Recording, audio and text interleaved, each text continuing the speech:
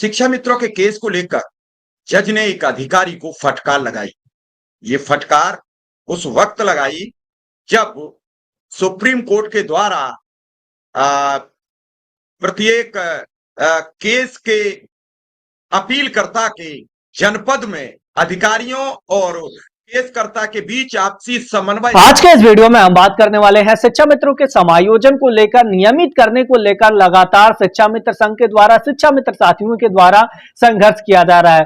शिक्षा मित्र संघ के पदाधिकारियों का दिल्ली का दौरा भी किया है। स्थापित करने के लिए एक सुप्रीम कोर्ट ने निर्देश जारी किया और इसी निर्देश जारी करने के लेकर शिक्षा मित्रों का एक केस सुप्रीम कोर्ट में लंबित है और इस केस को लेकर जब शिक्षा मित्र और जिला बेसिक शिक्षा अधिकारी उस कोर्ट में तलब किए गए तो उन्हें जमकर फटकार लगाई गई, उनसे सवाल किए गए।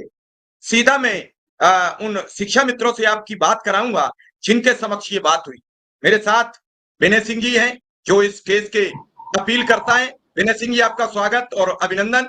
हमारे साथ दीप नारायण सिंह जी हैं, उनका भी स्वागत और अभिनंदन। जैसे ही हमारे साथ और विक्रम सिंह आएंगे हम उनसे भी आपका परिचय कराएंगे।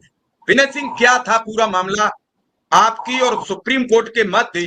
जो एक सुप्रीम कोर्ट के चीफ जस्टिस ने कहा कि जो लंबित केस हैं या जो नौकरी से संबंधित केस हैं उन केसों में सिविल जज बैठकर एक आपसी सहभागिता निभाएं और इन केसों को खत्म कराएं। आपको बुलाया गया, क्या बात हुई उन अधिकारियों से? क्या उन अधिकारियों ने कहा? क्या जज साहब का उनसे सवाल था?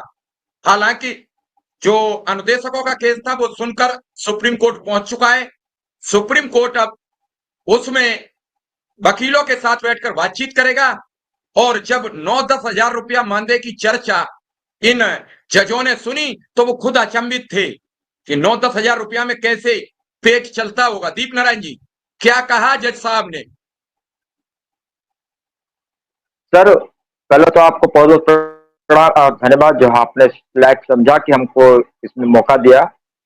मैं कोर्ट में गया था कि मुझसे इलेक्शन चुनाव में जो ड्यूटी कराई गई थी वह एक पीठासीन के पद पे था, जो कि सुप्रीम कोर्ट के नियमानुसार जो उन्होंने आदेश दिया था कि मैं अक्षम हूं, तो इसी के विनय पे मैं गया था कि सर मैं जब अक्षम